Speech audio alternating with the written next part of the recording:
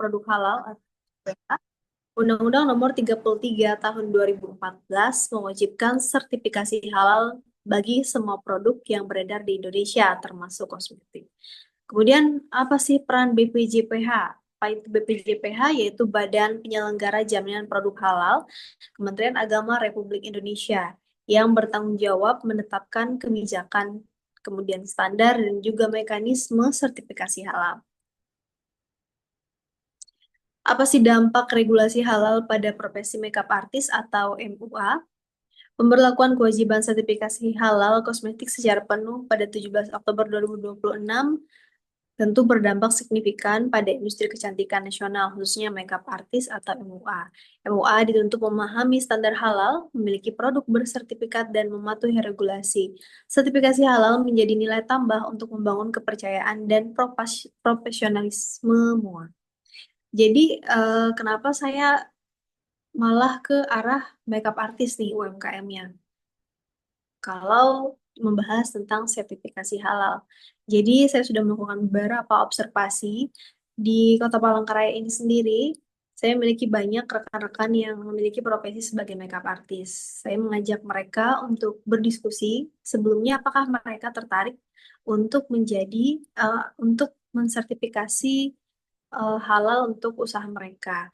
Jadi kebetulan saya punya teman yang dia mencari orang-orang atau UMKM yang mau menjadi eh, yang mau mengajukan sertifikasi halal. Nah, kemudian saya tawarkanlah kepada teman-teman makeup artist ini tadi. Kenapa? Karena menurut saya sebagai seseorang, khususnya saya yang sangat sering menggunakan jasa makeup artist ini, tentu eh, ketenangan itu kita butuhkan untuk mengetahui apakah makeup artist yang kita percaya ini sudah menggunakan peralatan dan juga kosmetik yang halal seperti itu. Jadi tantangan meliputi keterbatasan literasi halal, kompleksitas prosedur serta minimnya akses informasi dan pendampingan terutama bagi makeup artist di daerah juga tentunya saat ini masih belum ada di Kalimantan Tengah. Sejauh ini, terakhir saya meneliti makeup artis yang sudah mengajukan sertifikasi halal. Yang setelah saya tanyakan tadi, mereka menjawabnya seperti ini. Menurut mereka, mereka insya Allah menggunakan makeup yang halal dan tentunya tidak memberikan mudarat kepada konsumennya. Tapi akan lebih baik lagi apabila mereka lebih meyakinkan kita dengan sertifikasi halal tadi. Jadi saya masih berusaha untuk mengajak rekan-rekan saya, khususnya makeup artist, untuk peduli terhadap halal lifestyle ini gitu. Peran strategis pendamping halal, edukasi dan asistensi. Pendamping halal memberikan edukasi, asistensi administratif, dan pendampingan teknis kepada makeup artist dalam proses sertifikasi halal. Kemudian jembatan kebijakan. Mereka menjembatani kebijakan regulatif dengan praktik di lapangan, terutama di daerah dengan akses informasi terbatas seperti Palangkaraya. Kemudian membangun kepercayaan. Pendampingan membantu makeup artist memilih produk bersertifikat, memahami masa berlaku, dan memastikan konsistensi penggunaan produk halal meningkatkan kepercayaan konsumen. Pendamping halal berfungsi sebagai agen edukasi yang mendorong perubahan perilaku profesional makeup artist menjadi sadar halal dan patuh regulasi. Jadi sejauh ini memang bukan UMKM-nya nih yang peduli terhadap halal lifestyle gitu. Malah teman-teman yang menjadi pendampingan halal ini yang terus berusaha untuk menjaring UMKM-UMKM ini untuk ada kesadaran terhadap regulasi halal ini tadi. Nah, semoga rekan-rekan di sini mungkin yang memiliki usaha, salah satunya makeup artist, bisa merasakan atau menumbuhkan di dalam hatinya bahwa sertifikasi halal ini juga menunjukkan bahwa kita peduli segala sesuatu yang kita lakukan dalam bermuamalah ataupun beraktivitas dan lain sebagainya itu harus ada eh, hal yang membuat kita tuh dipercaya gitu. Usaha kita tuh dipercaya itu dengan melakukan sertifikasi halal ini. Dampak multidisipliner regulasi halal kosmetik. Dari segi hukum, BPJPH memberikan legitimasi dan kepastian hukum, menjadikan sertifikasi halal wajib dan bagian dari legalitas praktik profesional makeup artist. Kemudian dari segi budaya, kosmetik halal menjadi simbol identitas religius yang selaras dengan estetika modern menjadikan make up artis agen budaya. Kemudian dari segi ekonomi, sertifikasi halal menjadi strategi bisnis signifikan, meningkatkan daya saing makeup artist melalui USP dan peluang harga premium. Kemudian dari segi sosiologi, memperkuat kepercayaan antara makeup artist dan klien. Sertifikasi halal berfungsi sebagai social currency yang meningkatkan loyalitas konsumen. Jadi regulasi halal kosmetik memiliki dampak multidimensi yang secara kolektif memperkuat posisi makeup artist dalam industri halal Indonesia. Beberapa observasi yang saya lakukan, memang lebih banyak klien-klien itu tidak penasaran dengan make up yang digunakan nih, kosmetiknya apakah halal atau tidak, seperti itu.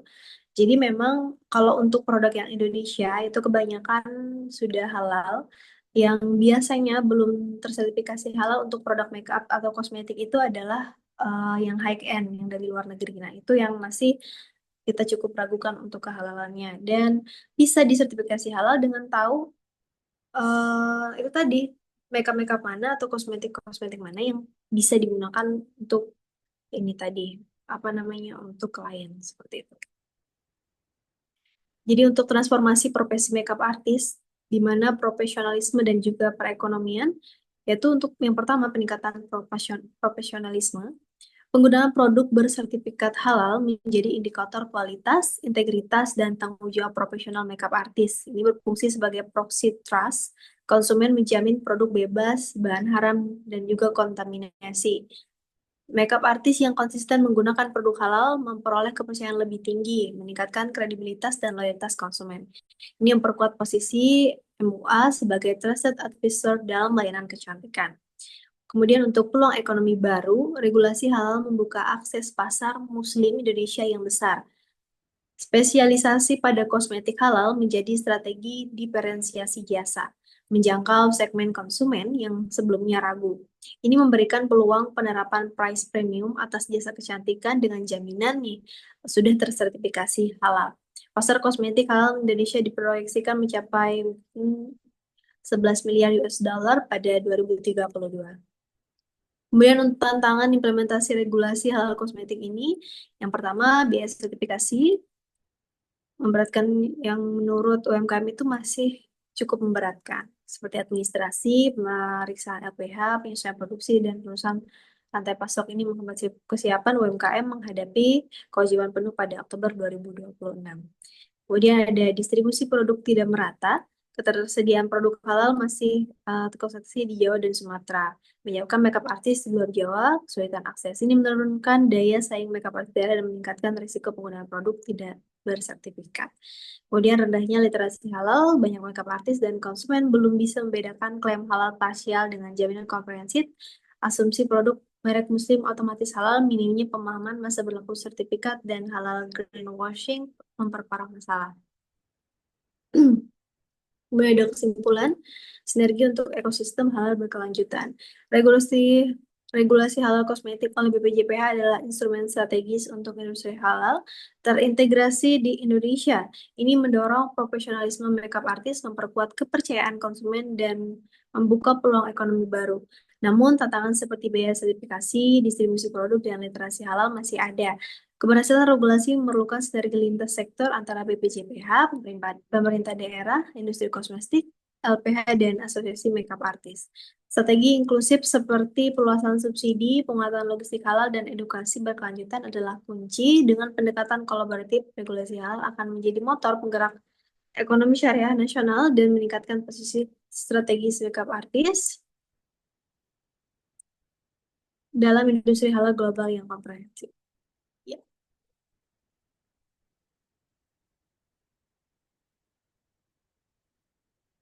mungkin itu yang dapat saya sampaikan. Saya kembalikan kepada moderator. Baik, terima kasih kepada Ibu Nurhalisa ya, yang telah menyampaikan materinya pada hari ini. Ini cukup menarik ya, dan juga kan sekarang ini make up itu benar-benar cepat ngetrennya ya Bu. Apalagi buat kita yang cewek-cewek ini kan pasti mikir pensil alis aja yang bagus yang mana ya kan. Nah, seperti itu. Mungkin eh, ada pertanyaan dari teman-teman atau Bapak Ibu sekalian pada hari ini. Saya izin bertanya boleh, Kak? Baik, dipersilahkan. Ya, terima kasih atas kesempatan yang diberikan. Perkenalkan, nama saya Anas. Saya ingin bertanya, berbicara tentang kosmetik tadi nih, apakah ada peran penting bagi pendamping halal dalam penelitian terhadap kosmetik tersebut? Karena kita ketahui kan kalau ibaratnya, kalau kita masyarakat awam yang menilai kan tentu belum tentu itu benar. Yang kedua, apa tantangan terbesar dalam implementasi regulasi halal, khususnya kosmetik? Ya, mungkin dua pertanyaan saja, Kak. Terima kasih. Baik, terima kasih. Mungkin Ibu bisa dijawab terlebih dahulu ya.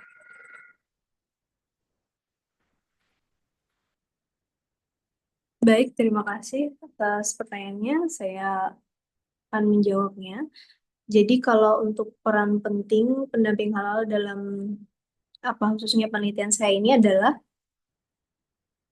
pada intinya para pendamping halal ini awalnya hadir penelitian ini adalah saya terinspirasi dari mereka. Jadi rekan-rekan saya yang sedang berusaha untuk mencari UMKM untuk bisa mensertifikasi halal beberapa usaha yang ada di Kota Palangkaraya, bahkan Kalimantan Tengah. Saya jadi terinspirasi bagaimana kalau makeup artist ini menjadi salah satu yang kita ajak nih untuk peduli terhadap halal lifestyle yang seperti saya sampaikan. Jadi kalau untuk peran pentingnya sangat penting karena dengan adanya mereka ini tadi bisa membantu masyarakat untuk peduli terhadap halal lifestyle dan juga eh, membuka lagi sektor-sektor yang awalnya hanya berpikiran bahwa hanya eh, usaha-usaha makanan seperti itu saja yang perlu disertifikasi halal. Padahal masih ada banyak sektor usaha yang bisa kita arahkan sama-sama untuk memiliki sertifikasi halal seperti itu. Dan tentunya mereka sangat berperan untuk membantu segala proses gitu dari teman-teman khususnya makeup artist untuk bisa mengajukan sertifikasi halal. Mungkin seperti itu tadi sama untuk tantangan terbesar ya. Kalau untuk tantangan terbesar tadi ada tiga, seperti yang saya sampaikan tadi untuk biaya sertifikasi halalnya, itu masih menjadi pertimbangan oleh teman-teman kita yang mau mengajukan, karena tadi mereka tidak memiliki pemikiran atau rasa bahwa penting nih punya sertifikasi halal. Itu masih belum belum tumbuh di dalam diri teman-teman kita. Nah, itu menjadi tantangan bagaimana sih kita bisa memberikan literasi kepada mereka dan juga itu tadi bisa eh, meningkatkan lagi khususnya di Kota Palangkaraya ini orang-orang atau para yang memiliki usaha ini mengajukan sertifikasi halal. Jadi itu adalah tantangan terbesarnya.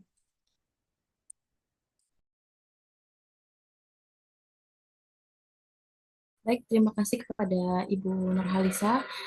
Bagaimana kepada Bapak Anas ya tadi yang bertanya? Apakah Coba, ada Kak. Cukup, kurang Kak. jelas? Cukup menjawab dari pertanyaan yang saya tanyakan. Terima kasih, Kak, atas waktunya. Ya, terima kasih kembali Bapak. Mungkin kita lanjut ya ke pertanyaan berikutnya dari Muhammad Bapak Muhammad Rozan Fikri Tadi yang gitu. ingin bertanya.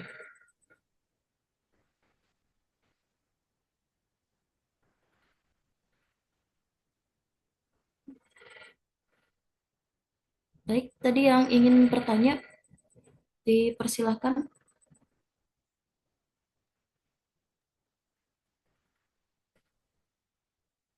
Ya, saya sedikit tanya, Bu.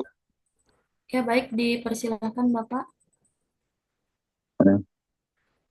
Eh, terkait kosmetik halal ini, memang banyak apa namanya eh, tempat-tempat transitnya ya, sampai baru sampai ke konsumen. Eh, biasanya dalam perjalanan itu tentunya menggunakan alat transportasi, ya, dari gudang. Pertanyaannya di sini mungkin dari produk asal dia sudah halal, tapi di dalam perjalanannya misalkan terjadi kerusakan apakah itu di gudang atau perjalanan transportasi yang misalkan ada tikus begitu ya, tikus, tikus yang mencemari. Ini bagaimana memproteksi kira-kira ini supaya sampai ke konsumen betul-betul halal. Nah, itu kira-kira dari kami. Kasih. Baik, terima kasih Bapak Paulus. Mungkin Ibu bisa dijawab terlebih dahulu. Baik, terima kasih atas pertanyaannya. Saya akan menjawab. Jadi kalau untuk eh, tadi untuk produk yang dibawa dari daerah sebelumnya, misalnya diantarkan ke daerah lain, bagaimana kalau misalnya secara di perjalanan itu dia sudah rusak dan terkontaminasi? Nah, itu tentu saja tidak bisa digunakan lagi untuk masyarakat atau lagi klien. Bagaimana sih kita bisa mengetahui hal tersebut? Untuk menghindari hal tersebut tentunya merusak kehalalan yang tadi. Tentu saja kalau misalnya produknya sudah rusak, itu jangan sampai teman-teman MUA ini tetap menggunakannya kepada klien gitu. Kan sekarang kalau kita belanja online itu bisa kita ajukan nih kalau barangnya rusak. Karena kalau misalnya ada kerusakan seperti itu sudah menjadi kelalaian dari teman-teman ekspedisi. Jadi bisa kita konfirmasi lagi kepada mereka kalau produk ini sudah tidak layak lagi untuk digunakan. Karena kan peralatan makeup itu digunakan itu ke wajah ya.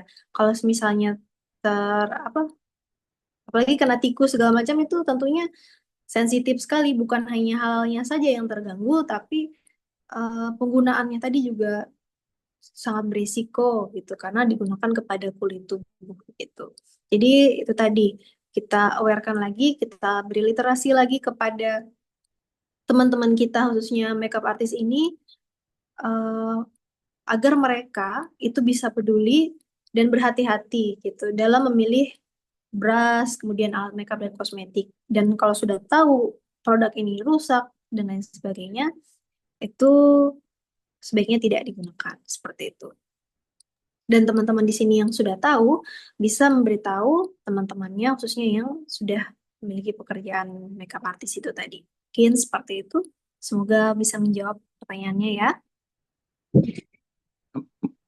Maaf masih bisa nambah sedikit ya, masih lanjutannya kira-kira ini Bu ya. Eh, ya itu betul yang misalkan di dalam perjalanan apakah nanti di gudang itu pada alat transportasi yang terkait misalnya binatang tikus tadi ini.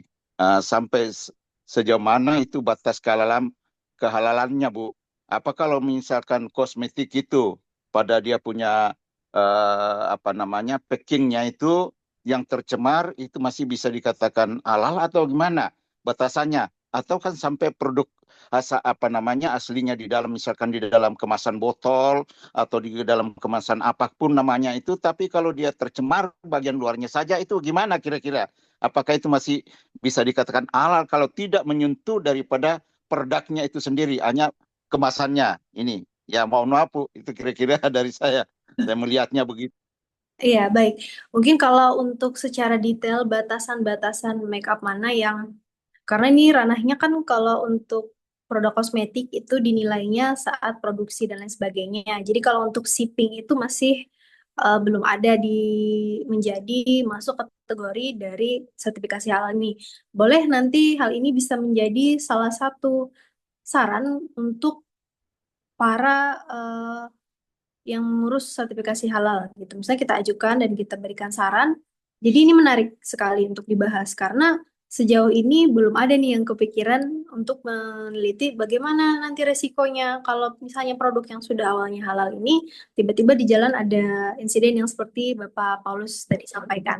Jadi kalau untuk itu saya tidak bisa memberikan batasan, tapi secara langsung kalau misalnya produknya sudah tercampur seperti itu tentu saja eh, kalau tercampur di dalam ya, itu tentu saja sudah, menurut saya sudah rusak. Tapi kalau dia masih terlindung oleh apa plastik dari produknya, plastik dari pengiriman itu ya, yang hitam-hitam itu biasanya kan, nah itu menurut saya masih aman saja, karena itu bagian yang sangat luar, kecuali yang sudah di produknya itu. Itu kalau menurut pandangan pribadi saya.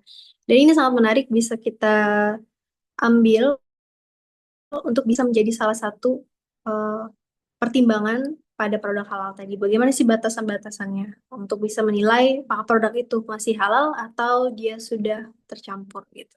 Mungkin itu yang bisa saya jawab.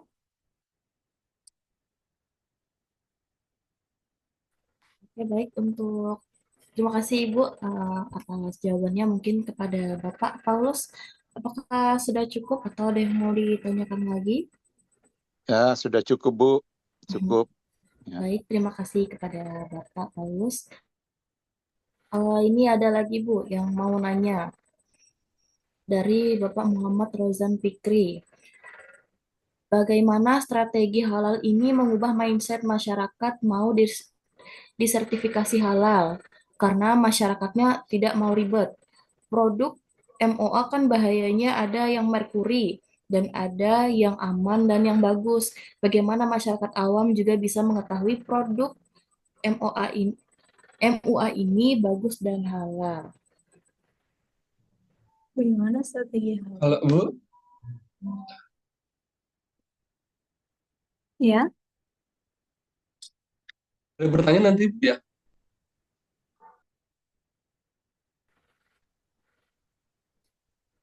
Mohon izin kepada Bapak Didi tadi. Eh, Suaranya agak putus-putus, Kalau Pak. bisa bertanya nanti ya Bu. Maaf. Ini. Iya, Halo. Pak. Bisa habis ini. Mungkin dari Pak Didi dulu ya yang ingin bertanya. Oh iya Bu, apakah suara saya kedengaran jelas? Iya, terdengar, Pak. Oh ya, perkenalkan saya Didi Irawan ya dari Pangkalan Bu. Menarik ini ininya apa diskusinya. Eh, Izin yang mau saya tanyakan terkait saya awam menjadi kosmetik. Untuk sertifikasi halal di kosmetik ini mungkin pembiayaannya berapa ya? Terus prosedurnya itu secara umum aja seperti apa tahapnya? Atau sampai cek cek ini ya cek orisinil ini ya produknya mungkin seperti itu. Terus tadi terkait apa ya? eh, Apa keinginan untuk mensertifikasi halal itu lebih ke arah pembiayaannya yang terlalu tinggi atau lebih ke eh, arah ke kesadaran kita yang kurang gitu, kesadaran pelaku usahanya yang kurang. Berikutnya mungkin pertanyaan ketiga ya, jika kita melihat produk halal ini kan tentu kita segmentasi pasarnya ke arah Muslim gitu ya, dan tentu mungkin teman-teman yang non Muslim tidak terlalu mempermasalahkan atau seperti apa. Mungkin seperti itu ini pertanyaan saya. Moderator, terima kasih. Baik, terima kasih Pak Didi untuk pertanyaannya. Baik, Ibu, saya persilakan. ya baik. Tadi lebih yang pertanyaan pertama itu lebih kepada apa namanya step by step dari sertifikasi halal ya, dan juga biaya kalau tidak salah. Kalau untuk itu sendiri, saya masih belum tahu bagaimana untuk, karena yang fokusnya di sini saya bukan produk, apa bukan sertifikasi produk dari makeupnya, tapi lebih ke pelaku usahanya, apakah dia ingin menggunakan produk-produk halal seperti itu. Apakah dia menjamin alat-alat make up dan juga kosmetik yang digunakan dia itu sudah halal nih untuk kita kliennya. Misalnya kayak teman-teman yang mau wisuda dan lain-lain kan ada acara, lebih fokus ke situ. Kalau untuk yang sertifikasi produk halal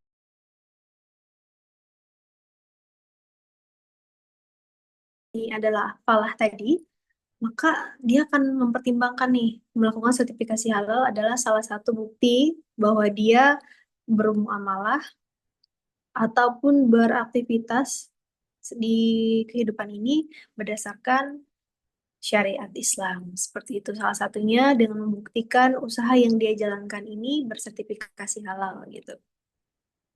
Terus tadi masalah produk ya. Tadi seperti yang saya sampaikan bahwa peminat peminat kosmetik halal global itu bukan hanya Muslim saja, tetapi non-Muslim juga mereka tertarik nih dengan kosmetik yang tersertifikasi halal. Sebentar ya, mana ya berarti.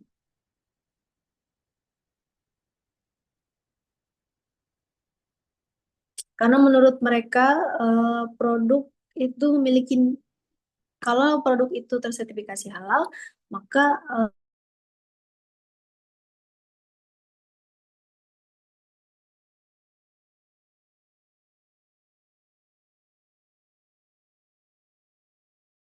kalau untuk teman-teman yang non-Muslim katanya tidak terlalu peduli terhadap kosmetik halal, itu masih dibuktikan dengan data itu salah gitu. Karena permintaannya itu tidak hanya dari konsumen Muslim saja, tapi juga dari yang non-Muslim yang mengasosiasikan label halal dengan kualitas yang dianggap premium, aman, higienis, dan juga berkelanjutan untuk lingkungan seperti itu.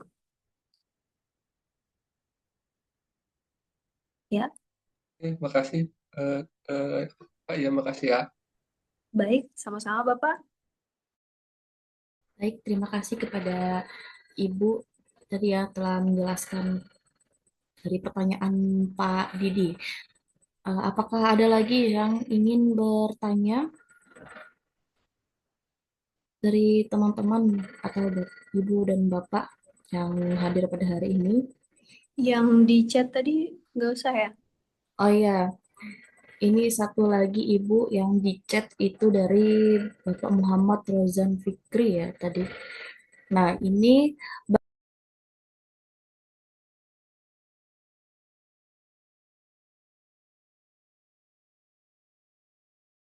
berita yang beredar itu katanya banyak brush makeup itu yang non halal seperti itu, Bu. Nah, jadi kan itu juga pertimbangan ya, Bu, buat si MUA ini, karena kan itu juga komplain dari eh, para konsumennya. Nah, kemudian masyarakat ini tidak mau ribet. Produk MUA itu bahannya ada yang merkuri dan ada yang aman dan yang bagus. Bagaimana masyarakat awam juga bisa mengetahui produk MUA ini bagus dan halal. Nah, itu bagaimana, Bu? Karena kan juga kebanyakan yang make up ini kan yang pertama itu harus tahan air kayak gitu kan, Bu. Waterproof lah, Bu. Nah, itu kan banyak brand-brand luar yang mungkin sekiranya itu masih belum ada sertifikasi halal dan juga ada juga misalkan produk lokal yang sudah ada sertifikasi halalnya namun harganya itu cukup murah gitu, Bu. Jadi kayak orang-orang itu ragu. Nah, ini harganya murah kayak gitu, Bu. Jadi kayak ragu gitu, Bu. Dan akhirnya kembali lagi memilih produk yang lebih bagus. Misalkan itu ada beberapa produk dari luar ya itu misalkan mungkin kalau bisa disebut kayak misalkan ada makeover, Huda Beauty segala macam. Jadi kayak kebanyakan MUA yang saya lihat itu menggunakan produk dari luar dan juga brushnya segala macam itu dari luar. Nah, itu bagaimana Ibu tanggapannya? Agak ini ya, agak panjang. Baik, saya akan mencoba menjawab. Jadi, kalau mengubah mindset masyarakat itu tidak bisa dilakukan hanya oleh teman-teman pendamping halal. Itu tentu sangat sulit, ya. Karena eh, para pengguna make up ini atau MUA ini adalah para perempuan-perempuan nih. Kita tahu kan seperti apa ya ibu-ibu dan ya seperti itulah perempuan. Jadi bagaimana sih kita berusaha untuk mengubah mindset ini? Salah satunya kita membuat campaign itu di sosial media. Jangan hanya dalam bentuk tulisan saja. Jadi kita harus bisa mencapai khususnya perempuan-perempuan di luar sana untuk bisa mengubah mindset mereka nih. Wah, sejauh ini apakah aku peduli menggunakan makeup-makeup yang sudah tersertifikasi halal atau tidak nih? Terus aku menggunakan jasa si ini, apakah eh, produk-produk dia ini halal gitu? Dan juga nih masih ada beberapa perempuan-perempuan muslimah kita yang tetap mau memilih makeup artisnya misalnya yang laki-laki. Padahal kan ya sebenarnya kelihatan kan rambut kita dan lain sebagainya itu juga harus menjadi sebuah pertimbangan dan masih sangat sedikit sekali kesadaran itu. Nah, bagaimana caranya kita bisa menyentuh sedikit pemikiran mereka agar peduli terhadap halal lifestyle ini tadi, itu tadi salah satunya bukan hanya dituangkan dalam tulisan, tetapi juga dalam uh, konten gitu. Jadi banyak yang melihat gitu. Dan kebetulan saya juga berusaha, meskipun saya bukan pendamping halal, yang jadi pendamping halal itu adalah suami saya. Jadi saya ini tetap berusaha juga untuk mengedukasi rekan-rekan saya untuk peduli terhadap hal ini gitu. Jadi kalau untuk bagaimana masyarakat itu peduli juga terhadap produk yang mereka gunakan, kebanyakan nih yang tidak ada sertifikasi halal itu yang murah-murah. Nah, kita kalau sudah tahu produk itu murah dan tidak jelas ya untuk bahan dan ingredient dan lain sebagainya, bahkan BPOM-nya juga, tentu itu harus dihindari. Tapi memang masih sangat banyak masyarakat yang tergiur dengan promo gitu. Ini lebih murah nih, warnanya bagus, keluar gimana gitu ya. Tapi itu tadi mereka tidak pada kesehatan dari segi kesehatannya saja mereka masih banyak tidak peduli, apalagi dari segi kehalalannya itu tadi. Maka dari itu penting untuk kita memperkenalkan produk di Indonesia. Nah, salah satunya yang disebutkan moderator tadi adalah makeover. Jadi makeover itu dia dari Paragon, jadi itu halal. Dia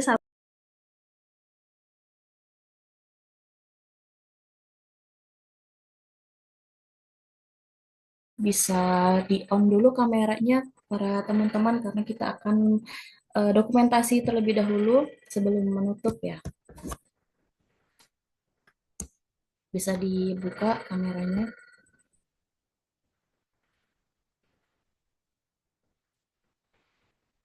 Kameranya bisa dibuka dulu. Ya, 1, 2, 3. Baik, sekali lagi. 1, 2, 3. Baik, terima kasih kepada Ibu Nurhalisa ya pada hari ini dan juga kepada teman-teman Bapak dan Ibu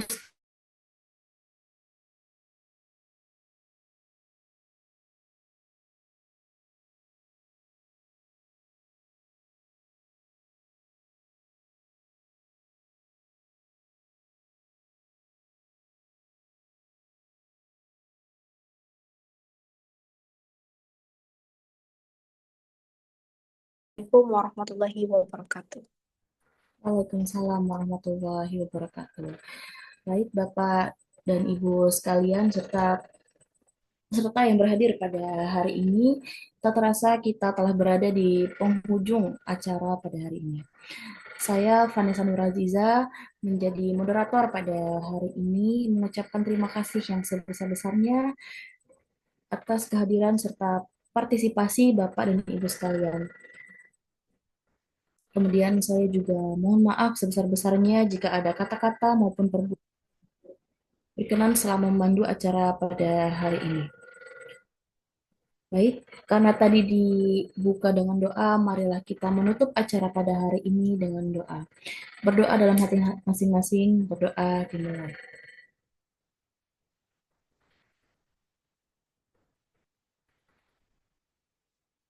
Amin. Berdoa selesai. Baik, terima kasih ya Ibu Nurhalisa pada hari ini. Terima kasih juga para teman-teman, Bapak dan Ibu sekalian ya. Semoga ilmu yang kita dapat hari ini membawa berkah dan manfaat serta menjadi kunci sukses untuk kita semua. Amin. Tabe selamat linguna latai, salam sahujud karende malempang, adil katalino bacoran sengat kajibata. Arus, arus, arus. Wassalamualaikum.